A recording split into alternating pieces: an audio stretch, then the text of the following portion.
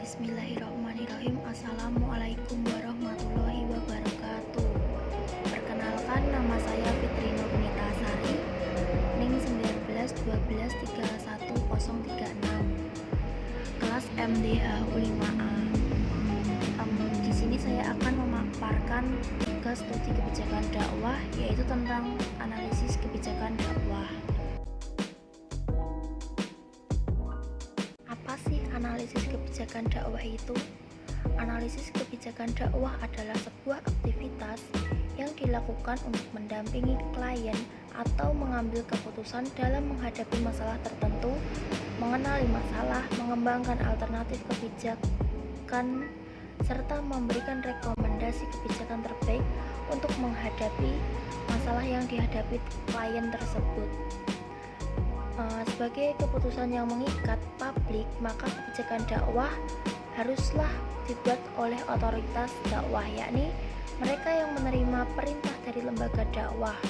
Pemutusan kebijakan dakwah ini berdasarkan syariat Islam.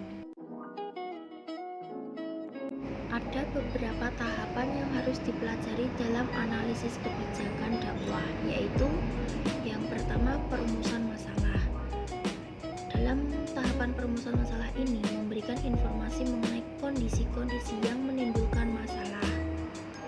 Yang kedua, tahapan forecasting, di mana tahapan ini memberikan informasi mengenai konsekuensi di masa mendatang dari diterapkannya alternatif kebijakan, termasuk apabila tidak membuat kebijakan.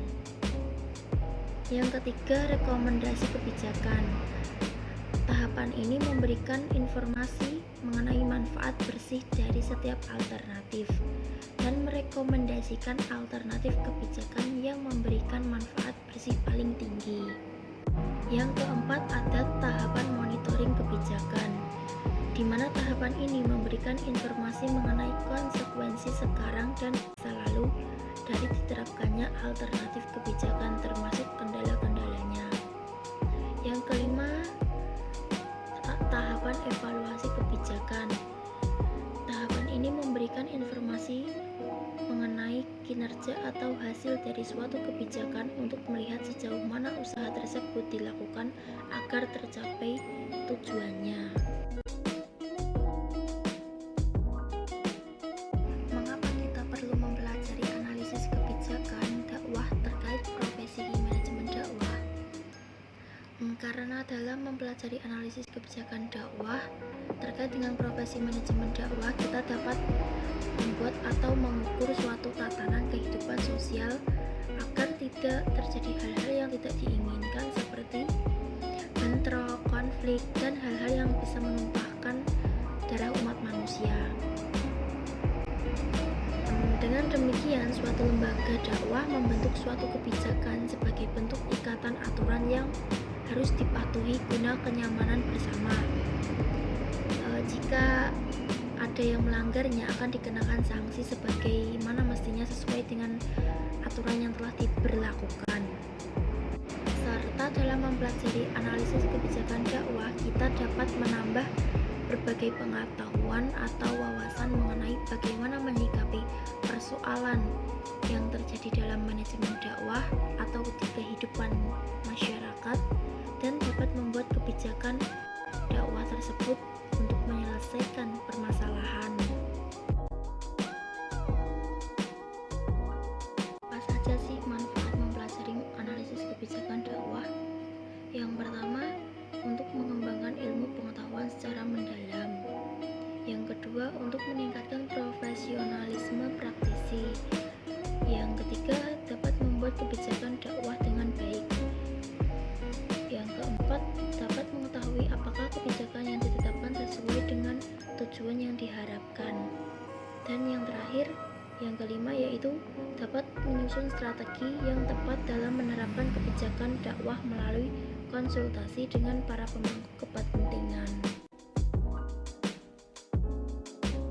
Contoh kasus kebijakan dakwah yang dapat dianalisis yaitu problematika dakwah di tengah pandemi COVID-19. Pandemi COVID-19 telah mempengaruhi penyelenggaraan berbagai kegiatan keagamaan di seluruh dunia.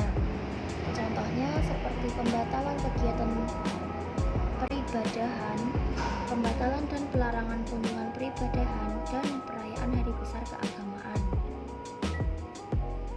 Dengan merebaknya wabah COVID-19, banyak aktivitas masyarakat berkurang, tidak seperti biasanya, bahkan ada sebagian daerah menerapkan lockdown. Sampai waktu yang telah ditentukan, tentu masyarakat tidak bisa menolak harus melakukan aktivitas di rumah.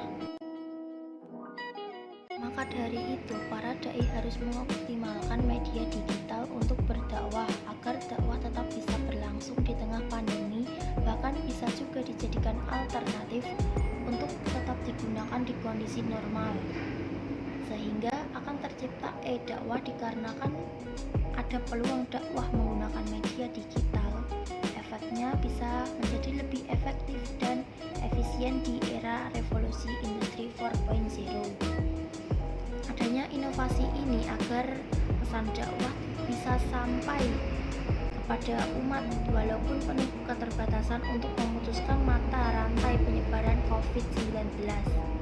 Nah, untuk menyikapi problematika tersebut, mari kita berikan kesejukan kepada masyarakat dengan mengajak agar tidak panik, cuci tangan, hindari kontak fisik, dan batasi kegiatan di luar rumah agar tidak merugikan diri sendiri dan orang lain.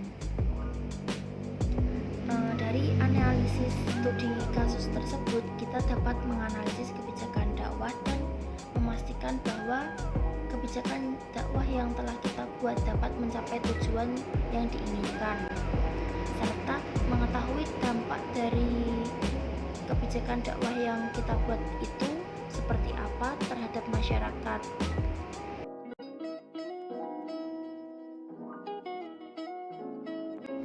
Sekian pemaparan mengenai analisis kebijakan dakwah yang dapat saya sampaikan. Mohon maaf apabila ada kekurangan. Thanks for watching. Wabillahi taufiq wal hidayah. Wassalamualaikum warahmatullahi wabarakatuh.